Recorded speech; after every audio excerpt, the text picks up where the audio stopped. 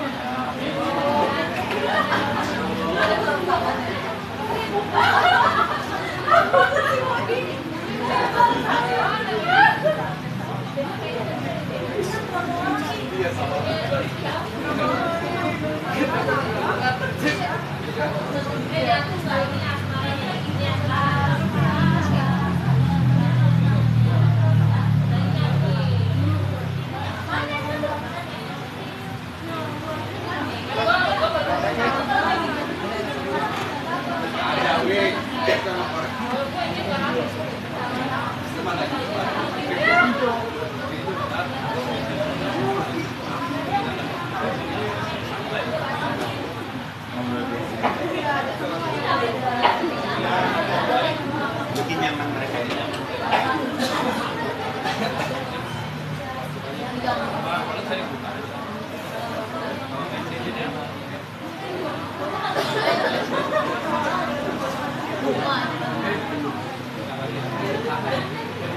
Minta waktunya sebentar ya. Assalamualaikum warahmatullahi wabarakatuh.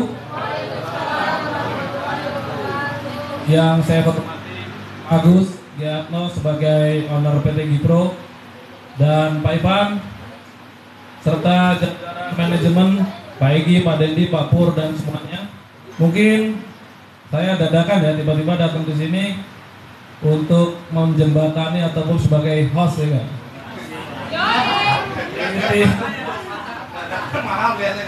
Amplop jangan lupa Pak Ewi. Mungkin kita ada sesi santai tanya jawab ya seputar yang tadi saya bahas. Santai tapi serius.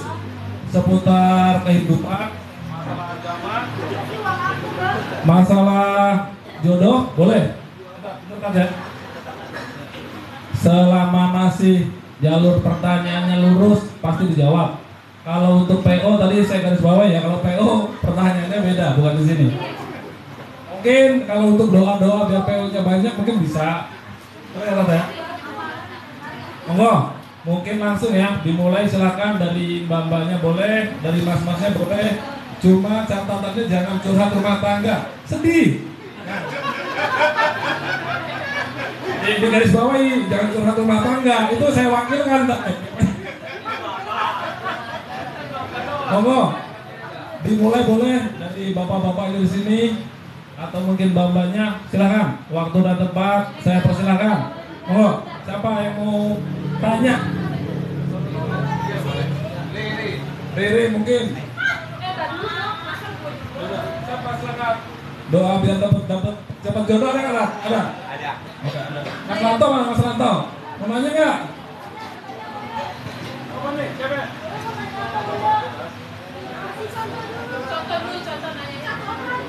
Tak, dia minta contoh tak. Saya juga yang minta pertanyaan ini.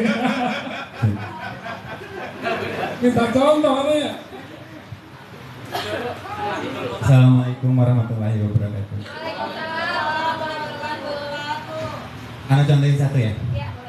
Misalnya, Ustaz, gimana ya biar hati saya itu tenang, damai? Gimana caranya? Oke. Biasanya kebanyakan manusia-manusia milenial ini kan kebanyakan orang-orang yang patah hati ya, yang setiap hari galau, yang setiap hari rungsing ya, iya, apa-apa lalu di-share ke media sosial dan sebagainya. Makanya gini, kalau kita yang selalu hati kita nggak tenang itu, gampang obatnya. Banyakin istighfar, Ya, banyakin istighfar. Terus nggak usah mikirin orang lain.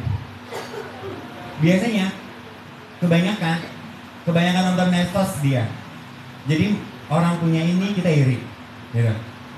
Orang punya itu kita ikutin. Hatta sesuatu yang belum tentu beritanya real atau dan tidak. Tapi kita share lagi, copy paste ke orang. Jadi secara tidak langsung disitulah dosa jariah. Dari dosa jariah itu kita nggak tahu siapa yang digosipkan, gitu. Makanya orang yang punya hati resah, gelisah, hatinya nggak tenang, kurang bersyukur. Ya, apalagi buat cewek kali ya. Enggak masih gini. Sedikit buat info. Tadi Nikmah, Anda setiap malam itu dakwah di tempat pelacuran. Anda dakwah tempat pelacuran, Anda buka konseling HIV/AIDS. Anda kok bisa buka konseling orang-orang galau. Terus Anda buka konseling tentang perceraian juga, tentang perceraian, bab nikah dan lain-lainnya. Urusan rumah tangga itu harus pribadi ya. Tapi kalau untuk hal-hal yang ada.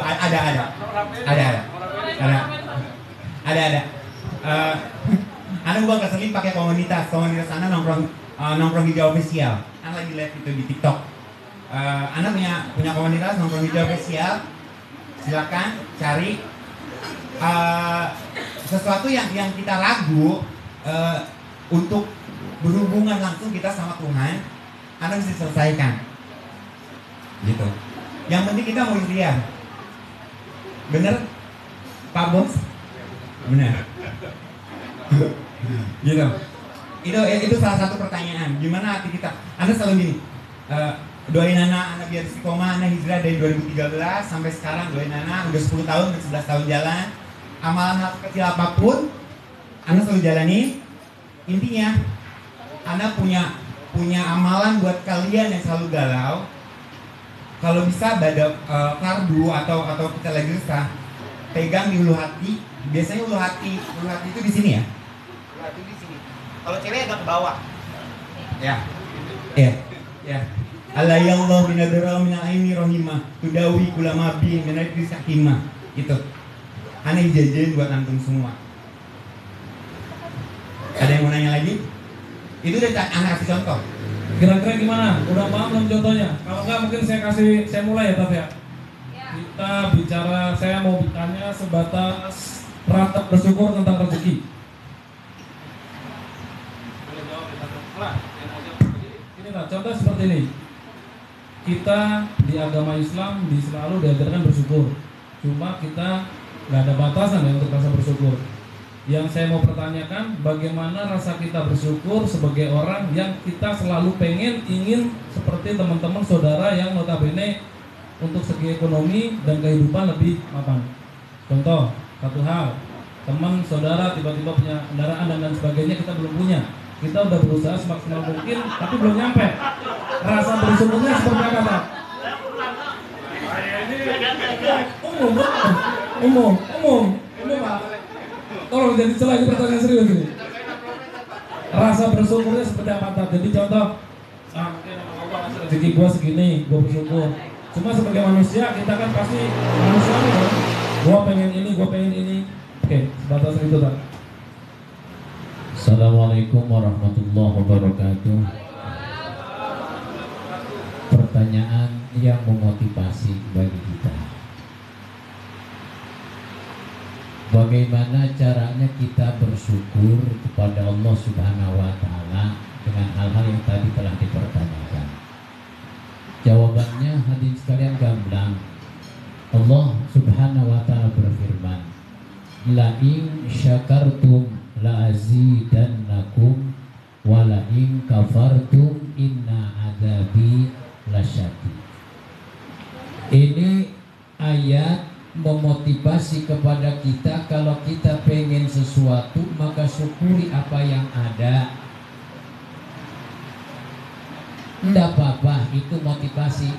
Contoh, Ustadz, saya pengen seperti teman saya, dia punya kendaraan roda 4, saya dari dulu rodanya 2 mulu, dan nambah tuh rodanya. Nggak apa-apa untuk motivasi, yang penting keinginan itu jangan menjadi penyebab kita ini hadirin sekalian iri kepada seseorang. Makanya baginda Rasul Shallallahu Alaihi Wasallam metode bersyukur ini hadirin sekalian, kalau lihat dunia jangan ke atas, lihat dunia ini ke bawah. Tapi kalau lihat ilmu pengetahuan, lihat ilmu, lihatlah ke atas, jangan ke bawah.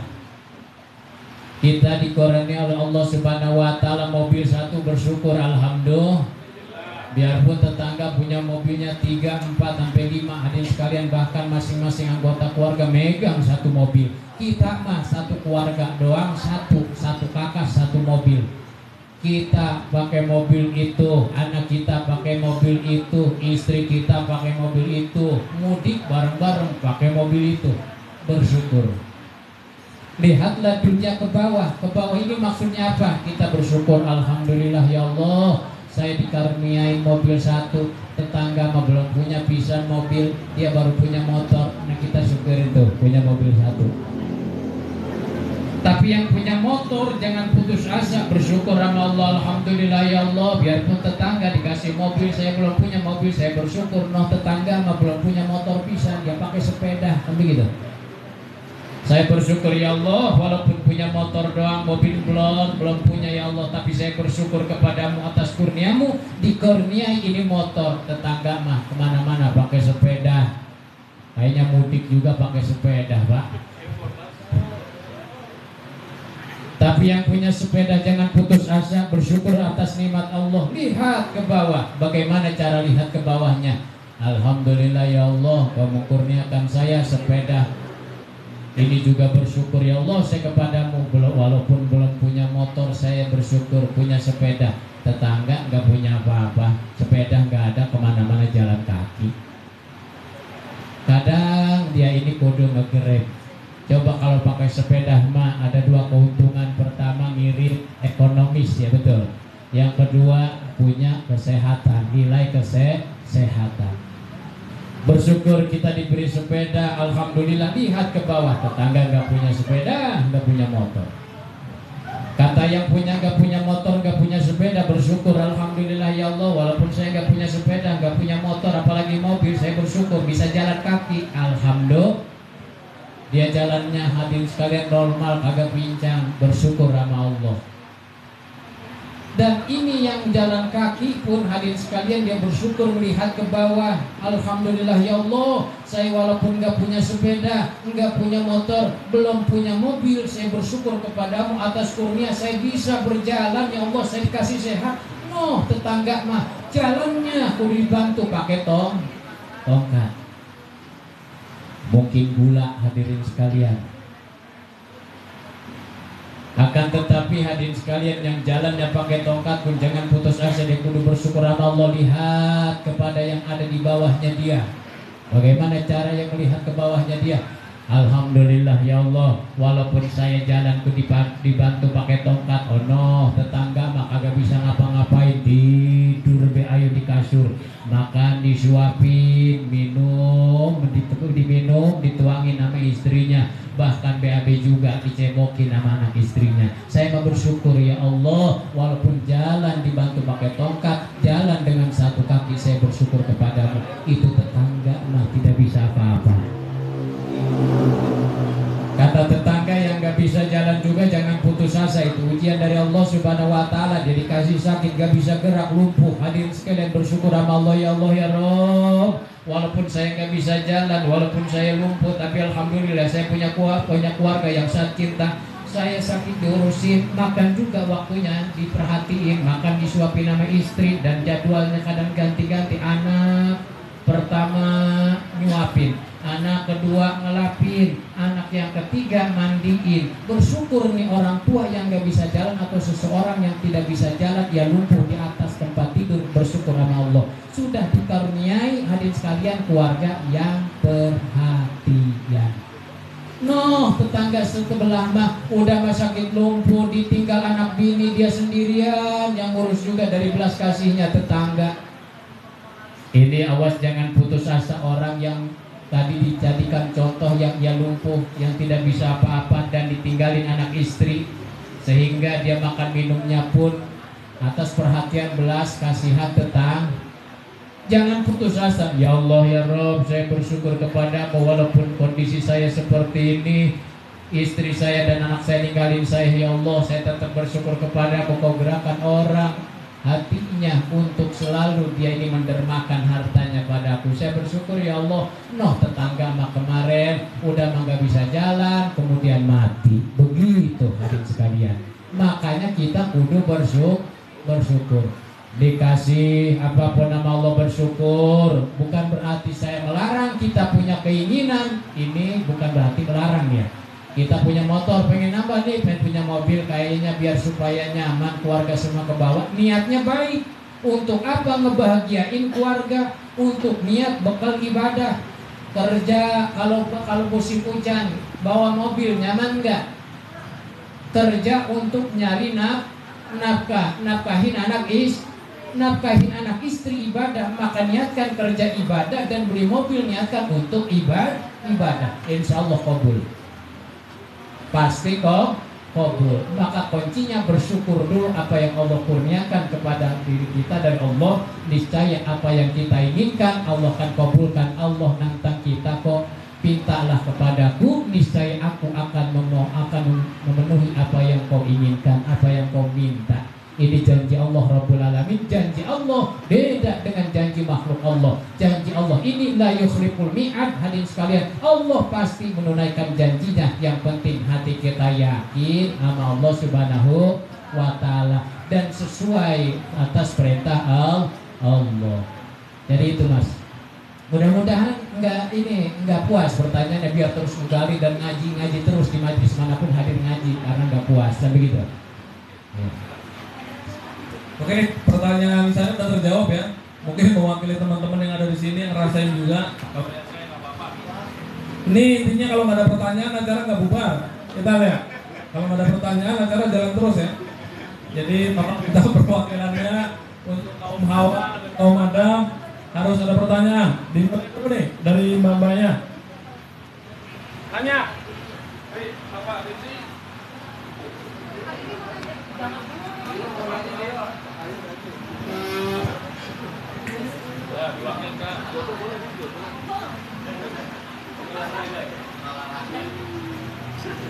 Assalamualaikum warahmatullahi wabarakatuh. Waalaikumsalam warahmatullahi wabarakatuh. Ustaz, saya mau tanya, bagaimana cara menyikapi dan menghindari ghibah dalam Islam? Udah, gitu aja. Masya Allah. Jangan kaum ibu-ibu tak maki aja kalau ngumpul gibah tak.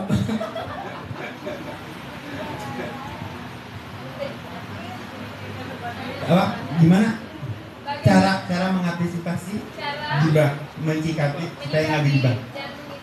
Menghindari untuk nggak gibah. Oke. 1. Circle-nya harus pindah. 2. Cari teman yang baik. Bukan teman kita nggak baik, tapi cari teman yang baik. 3. Kita selalu lihat gibah itu kan seperti makan daging saudaranya kan. Biasanya ibu-ibu atau cowok-cowok juga kalau udah kumpul pasti gibah. Atas siapa pun pasti gibah.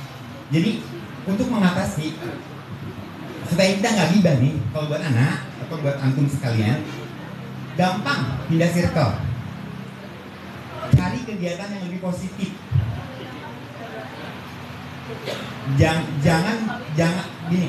Jangan kebanyakan buang-buang waktu ya intinya gitu. Soalnya sekarang nggak gibah sama kita berdua bisa gibah, nggak usah berdua aja. Kita bisa lihat postingan orang, akhirnya kita share, kita jadi gibah di situ. Apa sih gibah? Apa sih gibah gitu ya? Iya. Ya, pasti orang tahu apa sih gibah gitu. Pasti nanya orang apa sih gibah. Gibah kan ngomongin orang. Yang nggak bukti itu. Kalau yang bukti berarti fakta. itu namimah namanya, ya kan? Kalau nggak bukti itu namanya gibah, ya kan? Jadinya fitnah. Kalau yang nggak bukti fitnah, beda-beda nih. Kalau nggak bukti itu fitnah. Nah, kalau ngomongin orang nggak sesuai dengan kebenarannya, itu namanya fitnah. Kita gibah. Ngomong keburukan orang itu gibah. Kalau nggak fakta berarti itu fitnah. Itu perbedaannya juga tipis kan?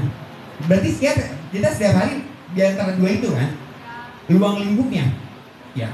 Sekarang buat kalian, biasa teruntuk cewek-cewek ya. Cari hal positif aja, ganti circle. Bukan berarti meninggalkan circle ya. Untuk mencoba circle baru, sesuatu yang baru kan apa salahnya? Ya. Alhamdulillah kita hari ini bisa dikumpulin. Mungkin kalian nggak kenal saya, ya. Saya bisa dikumpulkan, saling mengingatkan. Ini ilmu buat saya juga. Intinya gitu. Kalau buat saya sih, untuk menghindarkan gibah itu ya ganti circle, cari teman yang baik, cari teman yang bisa nasihatin kita. Dia berani untuk mengungkap kita salah, kita benar, tapi yang sesuai. Gitu. Oke. Kalau belum cukup, Ustaz saya jelasin hadisnya.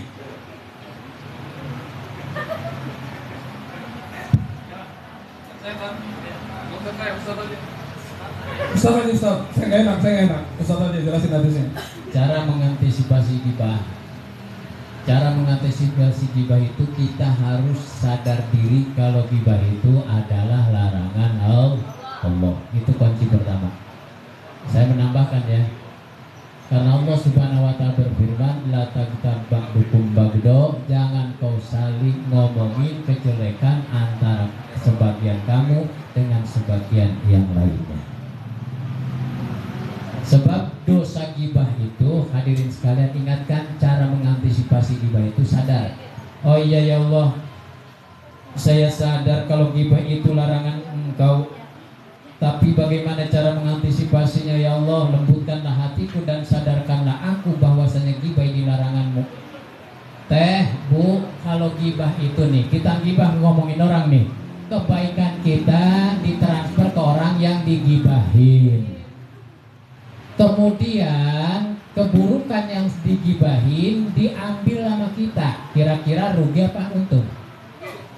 Yang digibahin yang ngegibah rugi. Dan bahkan yang celakanya, orang yang ngegibah atau sering ngomongin kejelekan orang, rizkinya ditransferin kepada orang yang digibahin. Makanya susah mulu. Gajian baru tanggal 5 udah habis mulu. Mungkin itu dosa gibah. Kan begitu. Baru gajian tanggal 5 kok udah koma, hadirin sekalian. Mungkin itu dosa gibah, keberkahannya ditransferin kepada orang yang digibahin. Kira-kira jelas? Ya, itu saja penambahannya. Oke, makasih Tad. Jadi tim Bariri sudah paham teman-teman. Jadi intinya gini tadi di garis bawah terakhir, kalau gajian kalian itu sehari 2 hari habis bukan karena duitnya kurang, berarti ya Tad ya? Itu. Berarti gibahnya kebanyakan itu. Cuma saya mau kasih ini Tad. Ada satu gibah sebenarnya yang positif Tad. Gibah yang baik yang bisa dipakai untuk semua manusia itu ada Tad. Sebelum jadi beras itu ada gibah Tad. Oh enggak apa-apa, sorry. Ini untuk kaum bapak-bapak, silakan monggo. Harus ada pertanyaan. Bab puasa kali mungkin, kalau yang bujangan Ustaz di siang hari mimpi basah batal nggak puasanya begitu. Tanya aja Bang Ernest, cuek. Cik. Assalamualaikum Pak Ustadz. Izin bertanya Pak Ustadz, sebenarnya yang dibolehkan berpuasa dan posisinya lagi sakit nih, sakitnya enggak sakit Ustaz, kayak enggak, ini disebutnya sakitnya memang bisa berdiri, bisa, namun nggak bisa lurus gitu loh, kayak contohnya apa, pusing, mual, tapi tiba-tiba demam itu. Nah kita akhirnya nggak puasa tuh.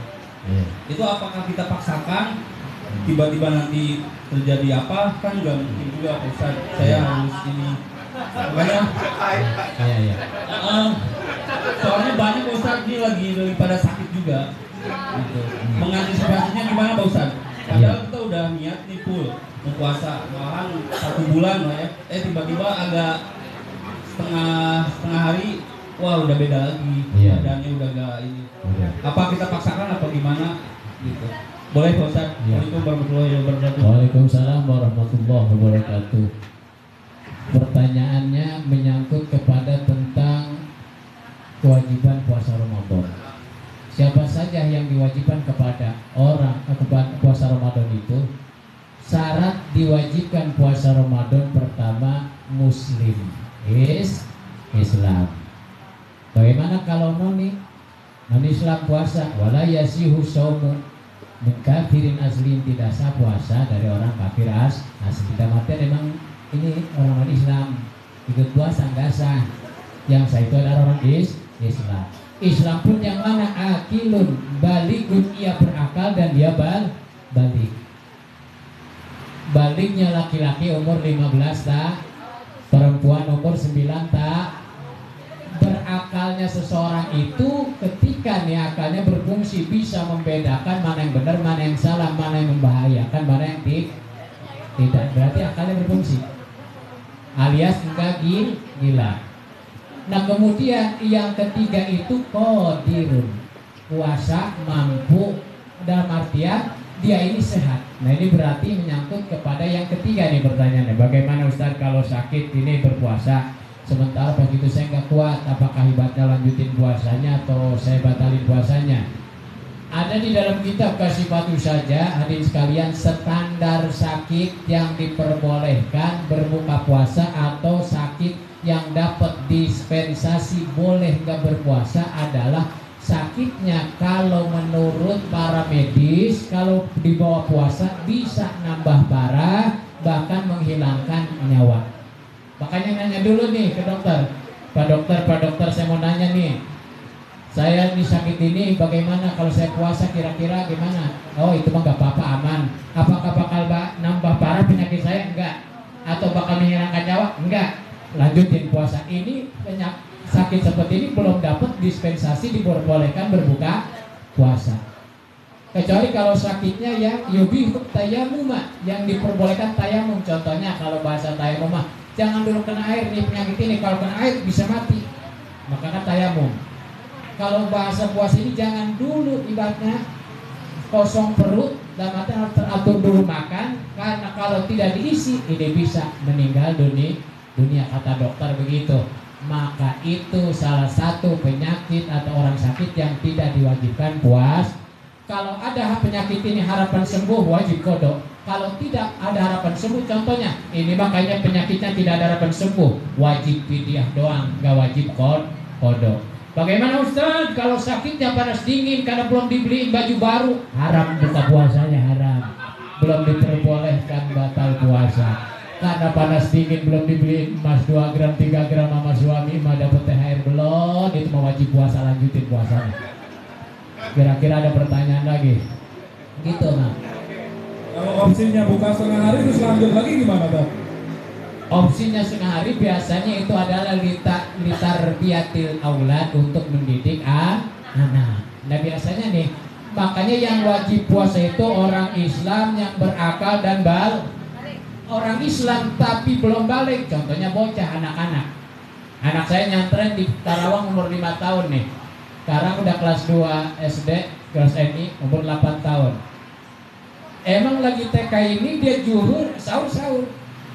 Ketika anak jam 7 pengen makan, di kamar silahkan makan tapi lanjutin lagi atau puasanya atau ntar juhur. Ini adalah untuk orang yang dididik berpuasa. Contohnya anak kecil yang belum balik. Anak kecil sah puasanya walaupun dia belum diwajibkan puasa. Tapi kita orang tua wajib mendidik anak kita untuk berpuasa. Jadi begitu, yang kalau juhur seperti itu mah adalah untuk mendidik anak. Karena definisi puasa adalah al-imsaku min tulu'il fajri ila ghurubi syamsi menahan dari segala yang membatalkan puasa, dari terbit fajar, dari waktu subuh ila ghurubi syamsi, sampai terbenam matahari atau waktu maghrib. Itu definisi puasa. Haram makan, haram minum, dari mulai subuh sampai ke maghrib. Begitu. Mas Egi sudah terjawab.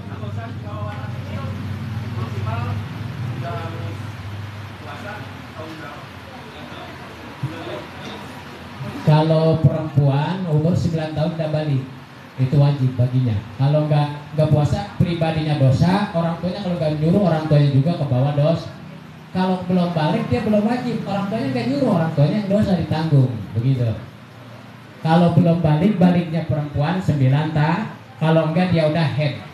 Ada kalanya perempuan head ini 9 tahun kurang udah head, itu tanda udah head, tanda udah balik. Kalau patokan umur baliknya perempuan umur 9 tahun, kita punya anak 9 tahun nggak puasa, pribadinya dosa, kita nggak nyuruh, orang tuanya dosa. Begitu. Kalau belum balik itu belum wajib. Kalau orang tua nggak nyuruh puasa pada anak, kita yang dosa, anak mah nggak dosa. Kira-kira jelas? Ya. Oke, kalau ada lagi ya, ini kita masih ada punya waktu setengah jam ya. Setelah setengah jam nanti kita doa bersama tadi. Iya. Monggo, siapa? Dua pertanyaan, satu. Ustaz, satu lagi ya, boleh ya? Ini mengenai tadarusan nih, kalau misalkan tadarus itu kan rame-rame ya. Nah, terus tiap orang itu bacanya satu ain per satu ain. Nah, itu hitungannya khatam atau enggak? Gitu.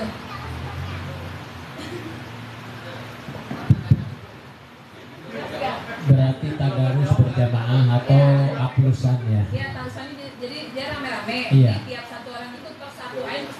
Nah, itu hitungannya khatam atau enggak? Hatam berjamaah gitu. Jadi caranya begini, misal kita punya majelis nih, kita diagendakan Ramadan ini tadarus, kita harus punya target selama bulan Ramadan majelis ini harus khatam Quran misalkan 30 kali, berarti tiap malam khatam, atau misalkan 5 kali selama sebulan Ramadan ini dengan cara gantian. Nah itu khatam juga. Secara bacaan khotam, secara fadilah juga dia khotam. Khotamnya dari artian apa? Berjamaah. Seperti begini nih, kita jikir sendiri 165, la ilaha illallah 165 minimal. Tapi kalau berjamaah yang 165, misalnya ada 10 orang berjamaah nih, masing-masing 165 bareng, la ilaha illallah, la ilaha illallah. Berarti 165 kali 10 berapa, Bu? 100. Berarti kita punya pahala masing-masing individu pahala zikir berapa tadi? 1650 berkahnya berjamaah. Begitu. Jadi tetap khotam secara fadilah. Tapi kalau satu ain enggak sampai 30 juga, belum khotam namanya. Ya kalau misalnya satu ain belum khotam, tapi ada fadilah baca surah Qul-Hu 3 kali, itu pahalanya sama seperti mengkhotamkan Al-Quran 30 juz. Makanya saya husnudzon karyawan Gipro tiap sholat khotam Quran. Caranya bagaimana? Baca Qul-Hu 3 kali. Alhamdulillah. Ada lagi pertanyaan? Oke, cukup Mbak Riri ya. Gantian nih ke bapaknya nih. Kalau nggak ada pertanyaan sampai jam 9 terus mundur nih.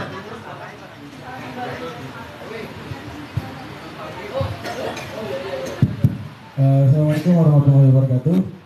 Saya mau tanya, tadi kan dikutip oleh Ustaz katanya ketika kita lagi di dalam satu circle, kalau misalkan circle itu buruk, kita harus keluar dari circle tersebut. Nah, menurut agama Islam, pertemanan yang baik itu seperti apa sih ciri-cirinya, contoh-contohnya? Dan menurut agama Islam, pertemanan yang baik itu seperti apa? Cukup, Ustaz.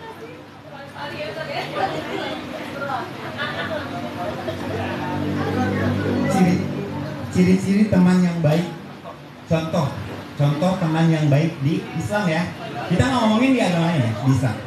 Mengingatkan kita kepada Tuhan, mengajak kita kebaikan, berani negur kita kalau kita salah. Kan ada nih teman biasanya, kalau kita salah itu ditutupin ya. Tapi teman sejati itu berani negur, walaupun dia pahit. Itu harus tahu. Gitu. Ambil resikonya. Teman yang baik itu selalu memberi kebaikan buat si temannya. Gitu. Contohnya, Rasul aja temannya 4. Sama Rasul 5. Iya, temannya 4. Nah, ini apa kan? Ya, Rasul 5. Nah, Rasul bisa sebagai Rasul terakhir Nabi Muhammad SAW. Kenapa dia butuh dengan sosok yang tinggi? Gitu ya? Rasul kan langsung dapat wahyu. Ini contoh ya. Kita buka mindset kita biar supaya kita pulang dari sini kita cari teman yang baik, kita cari circle yang baik. Bukan berarti circle yang buruk atau teman yang buruk kita tinggal, tidak. Gitu. Bukan menghindari tapi tinggalin dulu. Kita udah mampu untuk masuk ke circle mereka dan kita tidak terganggu dengan aktivitas kita yang sekarang, itu nggak jadi masalah. Gitu. Gak kebawa. Rasul semuanya udah Allah kasih. Kenapa harus ada malaikat Jibril perantara? Kenapa harus ada 4 sahabat? Emang misalkan Rasul nggak mampu untuk menjalankan dirinya, menyebarkan agama Islam? Mampu kan? Tapi Rasul memberikan bahwa kita sesama umat Muslim harus saling mengingatkan. Itu dakwah. Ya. Makanya cari teman itu yang bisa ngajak dakwah. Tadi kita datang ke sini, kita di WA, siapapun dari antara kita itu pahalanya berjariah, jariah pahala. Iya, itu seperti itu. Seperti multi-level marketing. Ya, cari teman yang seperti itu. Bukan ke Ana nggak ngomongin masalah materi ya, tidak materi. Tapi cari teman yang seperti itu. Ada hal kebaikan share, ada hal kebaikan share. Tapi kita harus paham kebaikannya dalam apa. Hati-hati, ini akhir zaman. Nah, mungkin semuanya mungkin kita dalam keadaan begini, karena ini bukan mindset teman-teman semua, ini buat diri Anda juga. Mungkin mau berimamah, mau peci, gamis, anak pulang bermaksud ente nggak tahu. Casing, hati-hati. Kita sekarang cari teman yang casing doang. Ya, 10 tahun, 11 tahun jalan hijrah, Allah buka buat anak lebih nyaman di circle yang biasa. Di sini siapa yang biasa mabuk? Ada itu tukang minum. Iya.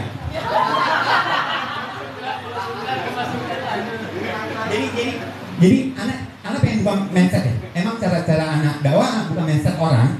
Jadi seperti ini. Orang mau belajar hijrah, mau pindah ke circle yang baik, itu nggak perlu ustaz. Tapi perlu pendampingan psikolog mahal, psikiater mahal, ya. Tapi cari teman yang baik, yang ngingetin kita, yang nggak bosan-bosan. Bangun subuh, assalamualaikum, subuh dong sayang. Ada nggak? Ada? Jarang kan? Ya. Ya. Misalnya, Anda sampai hari ini akan membuka tabir dari zaman anak pas lagi nakal di dunia jahiliyah itu kayak semua tukang minum, nggak punya duit patungan. Anda mau ngaji, nggak ada motor, nggak WA, nggak ada yang jemput. Nyata kan? Sesuatu hal kebaikan itu sulit. Makanya bersabar, pelan-pelan, tata, pelan-pelan, step by step. Kalau orang mau baik itu godaannya akan datang. Yeah. Jadi dulu kita di dunia kemaksiatan tiap hari ya. Sekarang kita mau WA ngaji aja belum tentu ada yang mau. Kita mau punya motor misalkan, kita punya duit misalkan gitu. Tapi cari temen yang selalu mengingatkan hal step. Karena selalu ngajarin siapapun orang yang ikut atau orang-orang yang suka nanya gimana sih kok ini bisa gini dan sebagainya. Kok anak sulit?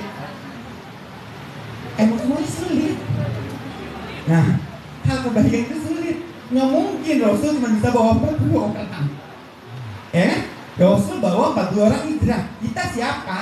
Makanya kita maupun Ustaz Ulas sebagai dai atau anak sebagai konselor tidak memaksa orang untuk ayo ikut gue, baju lu ganti, harung pokok. Nah, kita bikin nyaman orang kita beri kasih sama sayang sama orang-orang itu, kalau dia udah cinta sama kita, pasti dia akan ke kita kan? Pasti dia akan ke kita. Nggak beda ini. Kita suka sama cewek, untuk para cowok. Ada cewek yang suka dikasih coklat, ada cewek yang suka kasih duit, belanja, shopping dan sebagainya. Teman juga seperti itu. Walaupun gender beda ya, teman juga seperti itu. Ada orang yang nyaman di WA-in gitu kan. Ada orang yang gak nyaman. Gitu. Jadi intinya cari temen yang bisa ngingetin kita sama Allah. Wa Rasulullah sallallahu alaihi wasallam. Itu aja cukup untuk ntar kita jelasin.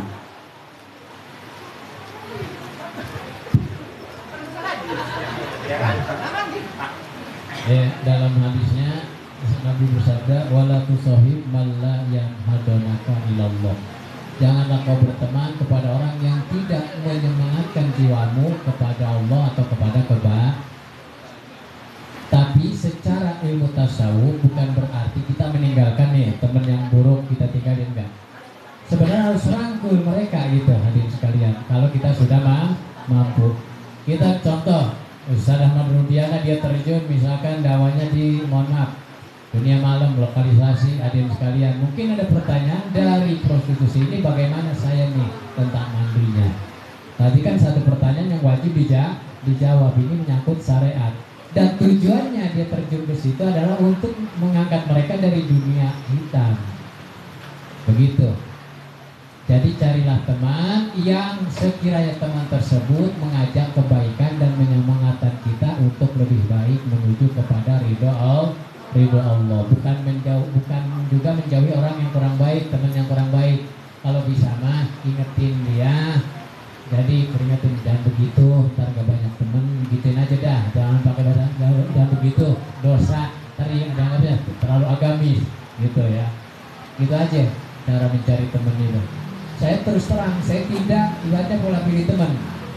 Saat saya mau ngaji, tapi nggak punya kokoh, ngaji aja sini, pakai kaos doang nggak apa-apa. Saya pakai lepisnya pada robek ngaji sini. Saya banyak tato, pakai kaos doang ngaji sini. Jadi walaupun jamaah yang lain pakai kokoh, pakai sarung, saya sengaja taruh di depan ya orang-orang misalkan yang bertato gitu untuk motivasi kepada yang lain begitu. Jadi rangkul mereka. Jadi itu penambahannya. Oke, pertanyaannya 2 lagi ya. Untuk kaum perempuan 1, kaum bapak-bapak 1. Oh, bapak-bapak dulu. Bapak masih muda lah. Assalamualaikum warahmatullahi wabarakatuh. Ustaz, saya mau bertanya nih. Ini beneran cerita saya nih. Maksudnya saya punya teman atau kawan nih dekat, tapi dia meyakini nih kalau misalkan dalam puasa ini dia meyakini nih kalau merokok itu bukan membatalkan puasanya, ada yang begitu. Nah, saya sebagai teman yang baik pengen mengingatkan nih, tapi wawasan ilmu Islam saya nggak bagus nih, gimana caranya untuk mengingatkan itu. Kebanyakan memang kan kita meyakini kalau merokok itu kan membatalkan puasa ya Ustaz ya. Nah, jadi gimana caranya mengingatkan dia agar keyakinannya itu salah gitu Ustaz. Tapi mungkin memang keyakinannya rada berbeda gitu ya Ustaz. Tapi dia melanjutkan puasanya Ustaz. Gimana nih jawaban Ustaz dari pertanyaan saya? Ya, terima kasih. Langsung deh jawab. Silakan. Pertanyaannya berarti menyangkut tentang pembatalan puasa. Pembatalan puasa diatur oleh syariat, yakni ilmu fikih. Ini keterangannya tentang merokok itu membatalkan puasa. Kita dengar dulu deh. Wal mubtilatul lisaumi asyaratun, dan bermula yang dapat membatalkan puasa ada 10. Ini al awalu, yang pertama dukhulu syai'in min ayani dunya walau qalilan ilal jawbi amdan inda qala min ahadil manafidil maftuhati. Yang pertama yang membatalkan puasa adalah memasukkan sesuatu benda bangsa dunia ke dalam tubuh kita dari lubang-lubang yang ada di diri kita. Mana lubang-lubang yang ada di diri kita? Dimasukkannya amdan, sengaja, bukan lupa. Lubang-lubang yang ada di diri kita, mulut, lubang hidung, lubang mata juga, lubang telinga, lubang kemaluan, lubang anus, lubang ada berapa lubang tuh? 1, 2, 3, 4, 5, 6. Makanya membatalkan puasa, dapat membatalkan puasa, memasukkan benda atau apa namanya fisik dunia ke dalam tubuh kita dari salah satu lubang yang 6. Berobat ambeien siang hari kan obatnya dimasukin lewat anus, batal puasanya, berarti memasukkan fisik dunia ke dalam tubuh. Lalu asap nih pertanyaannya, atau rokok jawabannya. Wa illam tukal, walaupun yang memasukkan ke dalam lubang kita tidak dimakan atau tidak dikonsumsi, contohnya seperti min ainid dukhanil ma'ruf, dari fisiknya asap yang ma'ruf, yang terkenal atau yang sudah populer alias rokok. Ini ada keterangannya dalam kitab Riyadul Badiah karya Imam Nawawi Al-Bantani, Imam Nawawi Banten, madhab Imam Syafi'i. Ini keterangannya tuh. Biasalah dukhulil bukhur, beda lagi kalau asap bukhur. Kita lagi bisa kan nih dawam roti, kata guru katanya kalau baca roti bakar bukhur. Bukhur ini wangian ya. Ini kalau bukhur kan sama asap juga. Kalau asap bukhur kita terendus nggak batal, tapi asap rokok batalin puasa, ngebatalin puasa. Atau kita lagi pulang kerja bawa motor, lupa pakai masker, di depan ada mobil, asapnya ini, itu beda lagi, nggak ngebatalin puasa. Tapi kalau dukhon yang ma'ruf alias rokok itu membatalkan puasa, masuknya kepada poin yang pertama yang membatalkan puasa, memasukkan fisik dunia ke dalam diri kita atau ke salah satu lubang yang ada di diri kita disengaja. Kecuali kalau merokoknya nggak disengaja, lupa. Habis 2 bungkus, bulan Ramadan ya, kirain bukan bulan Ramadan, makan habis 3 piring mentung, lupa, nggak batal. Ngerokok 3 bungkus di siang Ramadan nggak batal kalau lupa. Tapi baru senyot sengaja, batal ngerokok tuh. Itu jadi kalau dalam hal agama kita harus sesuai dengan patokan madhab. Indonesia mayoritas madhab Imam Syafi'i, praktek sholatnya kita ngikutin madhab Imam Syafi'i. Agar supaya apa? Ada yang bertanggung jawab, iman yang kita ikuti tersebut. Itu mungkin itu jawaban saya. Mudah-mudahan nggak puas, biar ngaji terus di majlis manapun, digali terus ilmu. Kurang puas jawaban dari Ustaz Sula, saya ngaji lagi di majlis ini. Oh, di majlis ini jawaban, ngaji lagi di majlis sana, biar rajin ngaji, udah gitu kan. Kalau sebisa cuma dimut aja nggak dinyalain gimana Ustaz? Dimut? Nggak, gini. Kalau rokok digini doang nggak batal, mohon maaf nih. Contohnya kayak gini. Digini nggak batal, tapi kalau misalkan ada yang busanya itu manis ya, dijilat, udah dijilat ditelan, nah itu yang batal. Makanya nih ibu-ibu nih, ketika masak buka untuk berbuka, misalkan nih takut sayur kurang garam atau takut sayur kurang gurih, waduh batal gak ya kira-kira nih kalau dicicipin dikit? Dicicipinnya jangan ditelan, caranya begini bikin nih, misal contoh ini saya contohin, misal sayur ya, begini aja nih. Baru lepein, tahu lepein tahu nggak? Gitu, disemburin, buru-buru lepein, ludahin, buru-buru kumur-kumur. Misalkan pasti indera perasa kan tidak. Kalau kurang garam ketahuan ditetesin, saya kurang garam, lepein buru-buru, ludahin, kumur-kumur. Berarti tambahin lagi garam. Takut tiba-tiba asinan, tetesin lagi aja. Jangan ibaratnya apa namanya ngerasainnya, nyicipinnya. 1 centong ditelan lagi, batal itu mah. Emang pengen batal be kalau begitu mah ya. Ada lagi jawaban? Terima kasih Ustaz ya. Oke, dari ibu-ibu nih, mana? Apa panahnya sih ya? Berarti.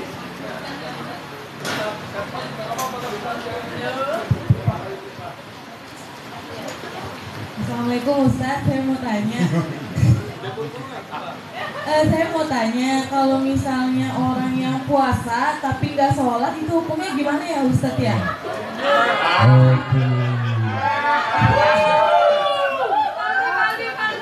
Iya, padahal kan keduanya sama-sama wajib ya Ustaz ya? Betul. Ya, pertanyaan dari Mbak Dita tentang pertanyaan sah atau tidak puasa seseorang yang ia meninggalkan sholat ketika berpuasa.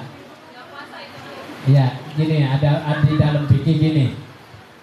Wa yasihu saumu man nama mustagriqo jami'an nahar. Di dalam fikih ini.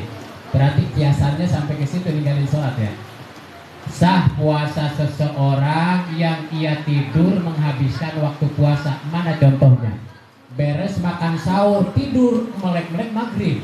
Nah, dia bilang bikin status begitu cepetnya waktu puasa, lagi tidur. Pakai bikin status lagi. Cepet sekali puasa hari pertama ini. Padahal habis makan sahur, tidur, melek-melek maghrib. Bilang buka langsung. Sah puasa seseorang seperti ini, cuma pahalanya enggak ada. Dan wajib mengqadha sholat yang ditinggalkan. Berarti kalau pas sahur ninggalin berapa sholat tuh? 1 sholat subuh, 2 sholat zuhur, 3 sholat asar ya. Berarti 3 sholat ya. Maka sebelum sholat maghrib wajib mengqadha sholat subuh dulu, kemudian zuhur, asar, baru sholat maghrib. Sah puasanya teh. Orang yang meninggalkan sholat disengaja atau tidak sah puasanya, karena meninggalkan sholat itu bukan salah satu yang membatalkan puasa. Cuma orang yang berpuasa tanpa sholat, puasanya sah, pahala puasanya tidak ada apa-apa. Seperti kita mudik bawa kardus isinya kosong. Paham kira-kira? Kita mudik bawa bungkusan ternyata isinya nggak ada. Seperti itu, nggak jauh beda. Gini dong, Dok. Mendingan kagak usah puasa sekalian kalau kayak gitu, Dok. Kalau begitu nggak puasa sekalian, ada ajab, ada siksaan. Kalau yang sah ini hadis sekarang gugur kewajiban puasanya. Dalam artian dia tidak punya dos, cuma nggak ada pahala doang. Begitu. Kalau ninggalin puasa sama dia, kalau nggak kodok maka dia wajib kena dosa. Dan kalau dosa nggak ditobatin masuk neraka. Cuma begitu doang, nggak punya kalau bahasa ini mah. Secara fisik ada, tapi manfaatnya nggak ada gitu. Sah puasanya tapi nggak ada pahalanya. Berarti dia masuk pada puasa awam. Hanya puasanya hanya menahan lapar dan dahaga saja, namun tidak ada pahalanya.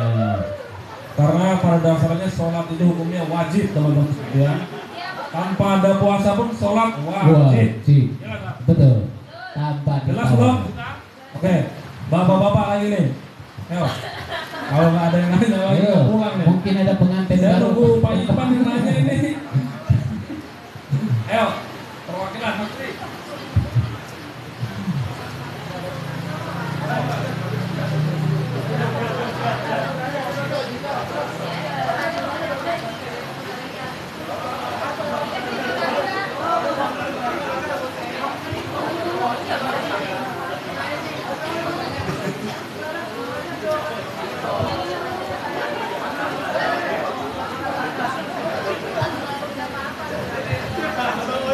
Selamat malam, Ustaz. Malam juga. Saya Portri. Kebetulan saya non-is. Maaf. Tapi saya mau tanya karena ini yang sering dialami sama banyak orang sekeliling saya, termasuk saya sendiri. Gimana caranya ngilangin rasa benci atau kedagingan kepada seseorang, baik itu kenal atau tidak kenal. Itu aja. Terima kasih, Ustaz.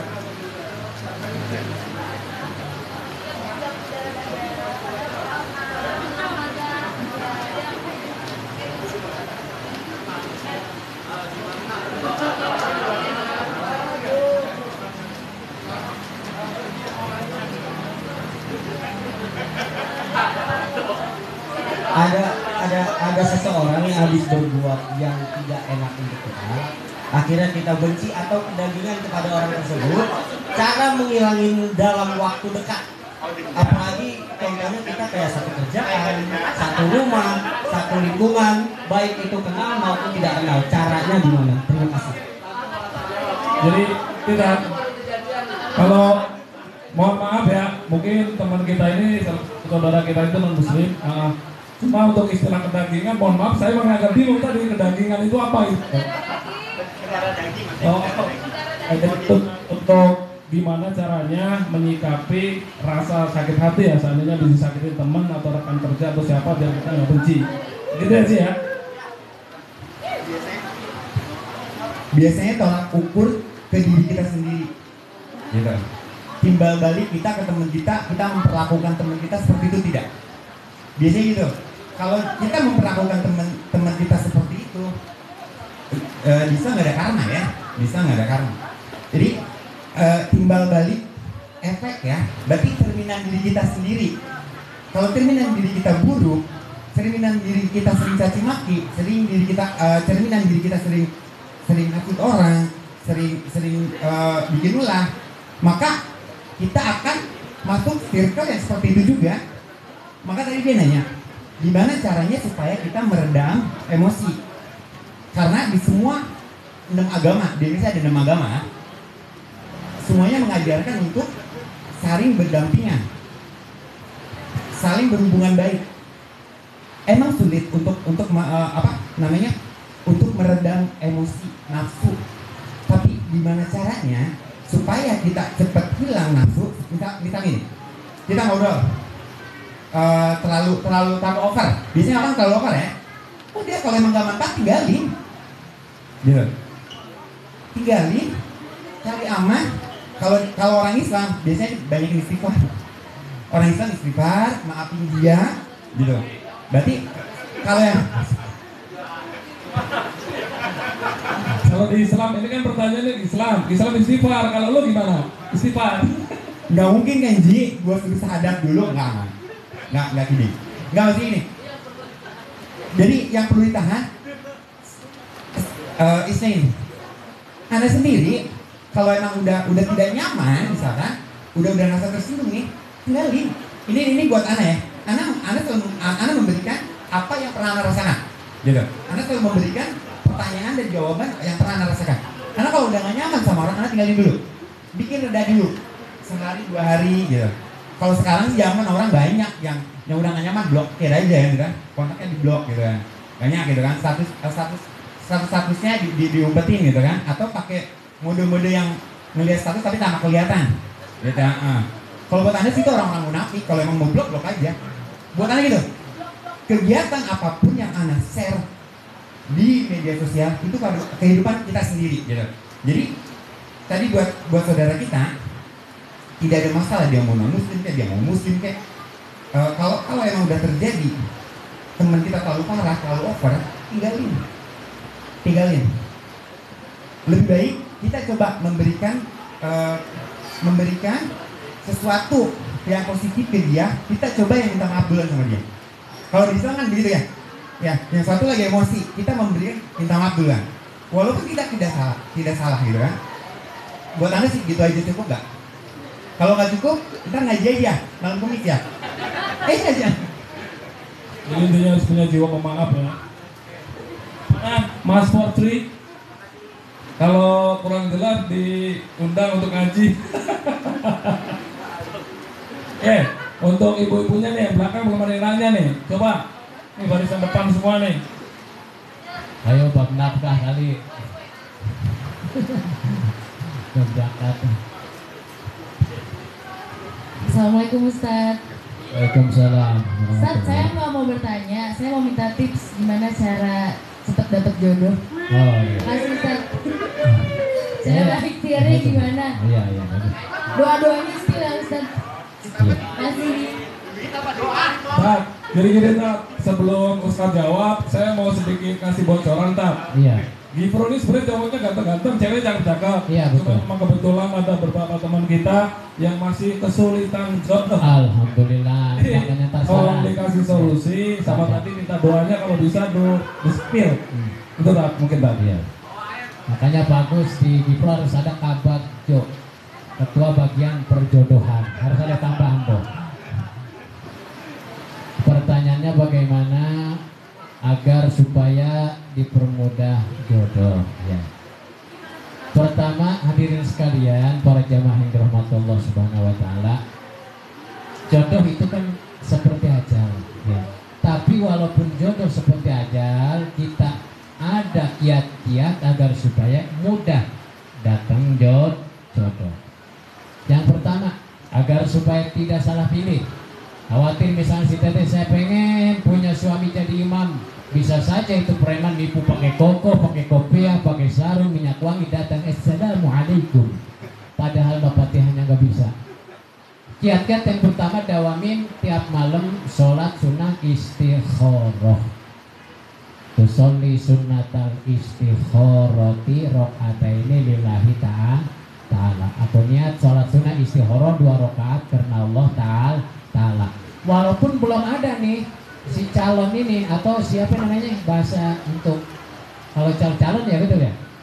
Pacar belum ada Ustaz, apalagi calon, pacar aja belum ada. Tetap dawam istikharah biar agak salah bil. Yang kedua, hadirin sekalian, dawamin nih. Kira-kira saya pelan bisa ketulis nggak nih? Diketik. Baca ini 11 kali, ada 2 baca yang 11 kali, yang terakhirnya 100 kali. Yang pertama, Rabbi anzilni. Tar dulu, ulang dulu. Coba itu HP-nya delete all semua dulu, fotonya delete all. Dihapus semua. Rabbi la tadarni. Saya ulang ini, Rabbi la tadarni fardan wa anta khairul warithin. Rabbi la tadarni fardan wa anta khairul warithin. Udah ketulis belum? Udah ketulis? Itu baca 11 kali. 11 kali. Rabbi la tadarni fardan wa anta khairul warithin. Rabbi la tadarni fardan wa anta khairul warithin. Rabbi la tadarni fardan wa anta khairul. Itu 11 kali. Terusnya yang 11 kali lagi sholawat. Allahumma sholli. Tulis yang kedua nih, Allahumma sholli ala sayyidina Muhammadin alipil ma'lufi ujuburni hajati. Pas hajati ngomong, hati Allah datangkan jodoh yang soleh dan berkah buat saya, di hati ngomong Allahumma sholli ala sayyidina Muhammadin alipil ma'lufi ujuburni hajati. 11 kali. Terusnya yang 100 kali ini, ya mugithu. Asma Allah, ya mugithu. Baca 100 kali, ya mugithu, ya mugithu, ya mugithu, atau komat kamit tanpa suara, ya mugithu, ya mugithu. Hati sambil ngomong, ya Allah, berikanlah, kurniakanlah aku jodoh yang sholih, yang berkah dunia akhirat. Kira-kira jelas deh. Caranya itu kan berarti ngedoa atau syariat seperti doa sholat dan doa.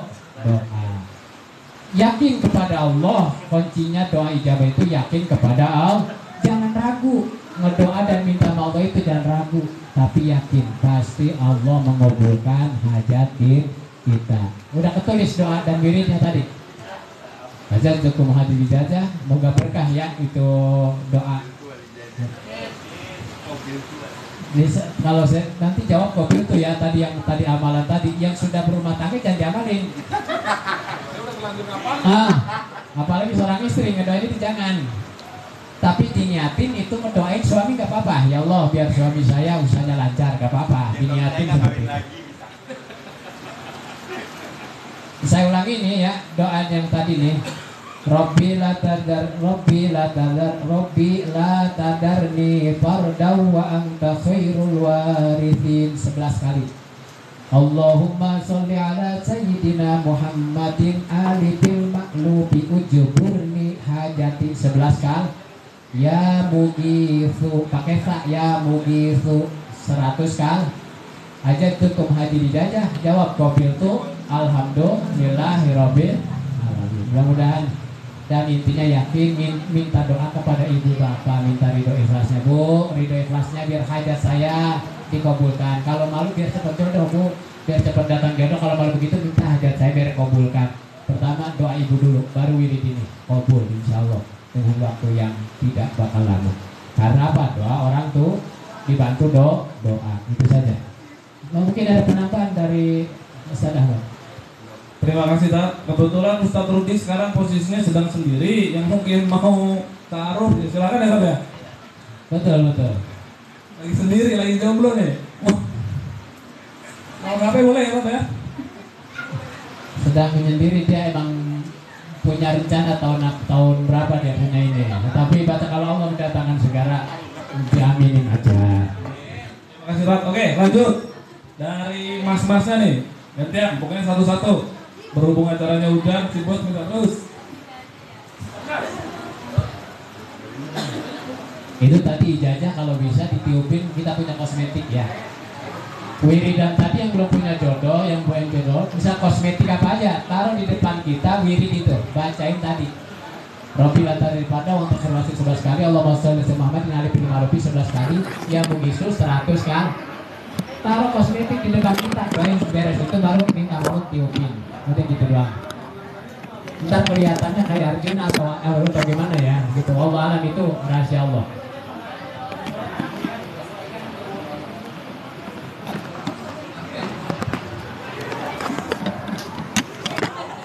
Bos mungkin ada pertanyaan juga. Nah, bos belum nanya nih.